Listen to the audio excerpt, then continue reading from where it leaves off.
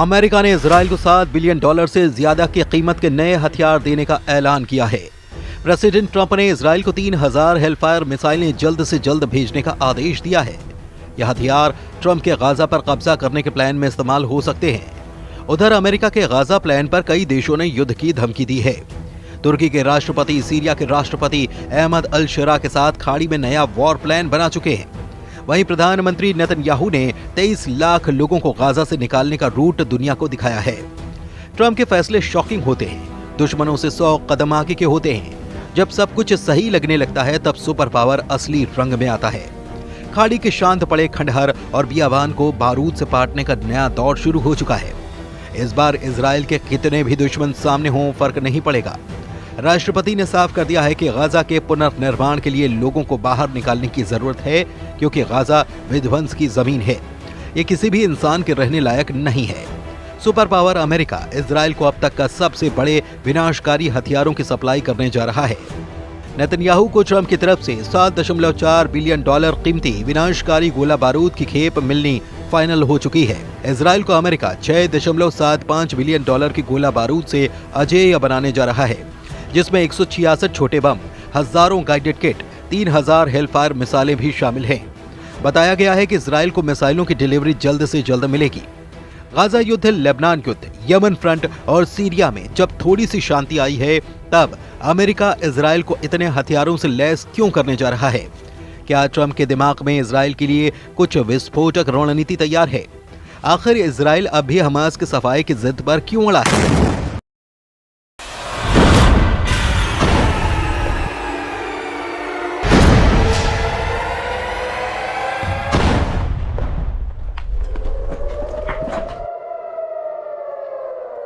Netanyahu का mission नकबा क्या है? हमास का यह तमाशा फिर से युद्ध भड़काने लगा है। इजराइल के बंधकों की रिहाई को ग्रैंड शो की तरह पेश कर रहे हमास लड़ाकों को इजराइल से जड़ समेत उखाड़ फेंकने का मिशन ऑन कर चुका है। इजराइल की सेना हमास और सभी फिलिस्तीनियों को गाजा से मार भगाने का रोड मैप बना चुकी है। हमास के खात्मे तक इजराइल युद्ध खत्म नहीं करने वाला। जिन्हें शक है वो पीएम नेतन्याहू की नई धमकी को सुन सकते हैं। प्रेसिडेंट ट्रंप और नेतन्याहू ने क्लीन गाजा प्लान पर मुहर लगा दी है। इंतजार इस बात का हो रहा है कि कौन कौन सा देश ट्रंप के ऑपरेशन गाजा पर विरोध में युद्ध शुरू कर सकता है। फिलहाल जिन देशों ने ट्रंप और नेतन्याहू को वार्निंग दी है, उनके नाम भी जान लीजिए। इजराइल को युद्ध में बराबर की टक्कर देने की ताकत रखने वाले तुर्की के राष्ट्रपति एर्दोआन ट्रंप के गाजा प्लान के सबसे बड़े विरोधी बन रहे हैं। एर्दोआन की तरह अमेरिका का दोस्त माना जाने वाला सऊदी अरब भी गाजा को खाली न करने के पक्ष में हुंकार भर चुका है। ट्रंप के गाजा प्लान पर जॉर्डन ने नाराजगी जताते हुए इस प्रस्ताव को सिरे से खारिज कर दिया है।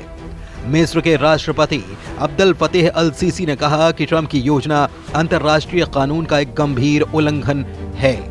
वेस्ट बैंक की सत्ता पर काबिज फिलिस्तीनी अथॉरिटी के नेता महमूद अब्बास ने भी गाजा के लोगों को विस्थापित करने की किसी भी परियोजना की निंदा की है। अमेरिका से सभी मामलों में अलग स्टैंड लेने वाला ईरान भी ट्रंप के गाजा प्लान के खिलाफ मोर्चा खोल चुका है। सऊदी अरब के विदेश मंत्रालय ने साफ किया है कि फिलिस्तीन के मुद्दे पर किंगडम अडिग है। ये स्टैंड किसी बातचीत से नहीं बदलेगा।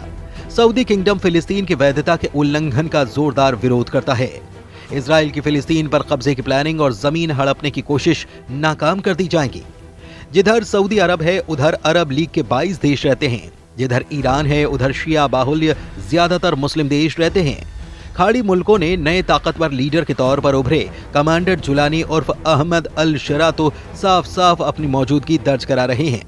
तुर्की के राष्ट्रपति से अहमद अल शरा की बातें और मुलाकातों का सिलसिला आगे बढ़ता ही चला जा रहा है।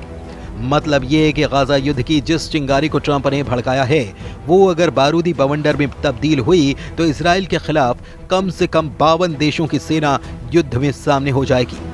ऐसे में सवाल है कि क्या भारी विरोध के बाद ट्रंप बैकफुट पर जा सकते हैं? क्या नेतन्याहू गाजा पर रुख पलट सकते हैं? फिलहाल तो इसके कोई आसार नहीं नजर आते। इजराइल ने ट्रंप की घोषणा के बाद गाजा की सफाई का ड्राफ्ट भी बना लिया है। इजराइल डिफेंस फोर्स ने गाजा खाली कराने का पूरा रूट नेतन्याहू को दिखा दिया है। इजराइल के एक अधिकारी के मुताबिक डोनाल्ड ट्रंप के प्रस्ताव के बाद एक एक्शन प्लान भी तैयार करने का आदेश दिया गया है। और इसके तहत गाजा में रहने वाले लोगों को बाहर निकालने और किसी दूसरी जगह पर भेजने के लिए एक प्लान बनाया जा रहा है। इस दौरान गाजा का पुनर्निर्माण किया जाएगा।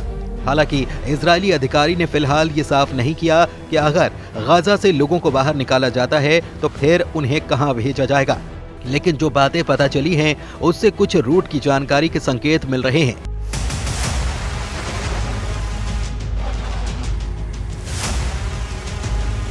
गाजा पट्टी और इजराइल के बीच 5 जमीनी क्रॉसिंग हैं।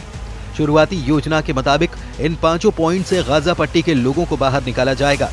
इसके बाद लोगों को बस से करीब 250 किलोमीटर दूर रेमन एयरपोर्ट या फिर अशदोद बंदरगाह तक ले जाया जाएगा। यहां पहुंचने के बाद फिलिस्तीनी नागरिकों को आगे किसी देश में भेजा जाएगा, लेकिन वो देश कौन सा होगा फिलहाल इसका खुलासा नहीं किया गया है।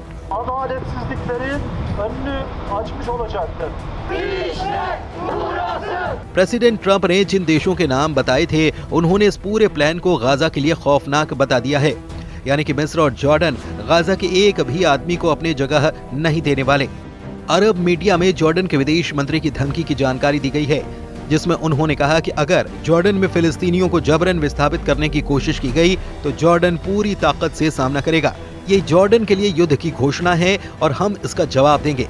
मतलब जॉर्डन इजराइल से जंग के लिए तैयार है। उधर तुर्की में ट्रंप के गाजा प्लान पर युद्ध का माहौल बनाया जा रहा है। वहीं इस्तांबुल से आई इन तस्वीरों ने नेतन्याहू की टेंशन बढ़ा दी है, जहां बर्फबारी के बीच अमेरिका के दूतावास के बाहर ट्रंप का जमकर विरोध किया गया। एर्दोआन के कट्टर समर्थकों के हुजूम ने पुलिस बैरिकेड्स के सामने खड़े होकर फिलिस्तीनियों के समर्थन में नारेबाजी की। प्रदर्शनकारियों ने ट्रंप और नेतन्याहू के पोस्टर के साथ गाजा पट्टी के हक में आवाज बुलंद की। इससे पहले एर्दोआन और अहमद अल शरा की मीटिंग में भी ट्रंप के गाजा प्लान को लेकर चर्चा हो चुकी है। अल शरा से मीटिंग के बाद एर्दोआन ने अपने खुशी का इजहार हर मसले पर एक दूसरे के साथ होने के ऐलान के साथ किया। यानी अगर ट्रंप और नेतन्याहू ने फुल प्रूफ तैयारी कर रखी है तो तुर्की और गाजा के हक में आवाज उठा रहे देश भी युद्ध से पीछे नहीं हटने वाले। ऐसे में गाजा का क्या होगा? 23 लाख लोगों का क्या होगा? क्या गाजा फिर से 1948 का नकबा झेलने जा रहा है? फिलहाल गाजा का हर आदमी अपने घर से बाहर है, अपने ही इलाके में शरणार्थी है। गाजा की 23 लाख की आबादी में से 90% लोग विस्थापित हैं। कौन किस हाल में रह रहा है ये तस्वीरें बखूबी बयां कर रही हैं। खान यूनिस के इलाके में हजारों लोग अस्थायी टेंट में रहने के लिए मजबूर हैं। तेज हवाएं और बारिश इन तंबुओं को उखाड़ती हैं, नुकसान पहुंचाती हैं, लेकिन लोग फिर जैसे तैसे मरम्मत करके उन्हीं में रहने के लिए मजबूर हैं। कई बार लोग रात भर नहीं सो पाते। युद्ध विराम के बाद भी बमबारी यहाँ बंद नहीं हुई। भूखमरी और मौसम की मार ने गाजा को मृत्यु लोक में तब्दील कर दिया है। फिर भी लोग अपनी जमीन से बेदखल होने के लिए तैयार नहीं हैं।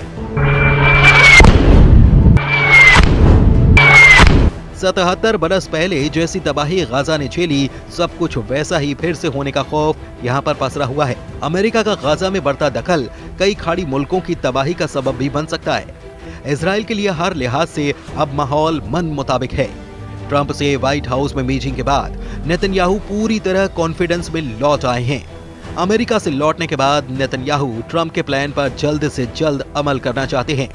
अब जब उन्हें 10 साल तक युद्ध लड़ने के हथियार मिल रहे हैं तो नेतन्याहू किसी के आगे आखिर झुके भी क्यों? लेकिन तुर्की इस पूरे समीकरण को बिगाड़ने का मादा रखता है। एर्दोआन आर्मी के पास दुनिया के सबसे घातक फाइटर ड्रोन हैं, रूस से मिले एयर डिफेंस सिस्टम हैं और तो और अमेरिका के दिए 100 एटम बम भी तुर्की के पास हैं। तुर्की के पास खाड़ी मुल्कों का नया जंगबाज कमांडर जुलानी भी है। तुर्की ने इजराइल के खिलाफ युद्ध शुरू किया तो फिर अमेरिका को भी खाड़ी में सेना उतारनी पड़ जाएगी और फिर ऐसा बारूदी घमासान होगा जिसका खात्मा परमाणु धमाके के बाद ही मुमकिन हो सकता है।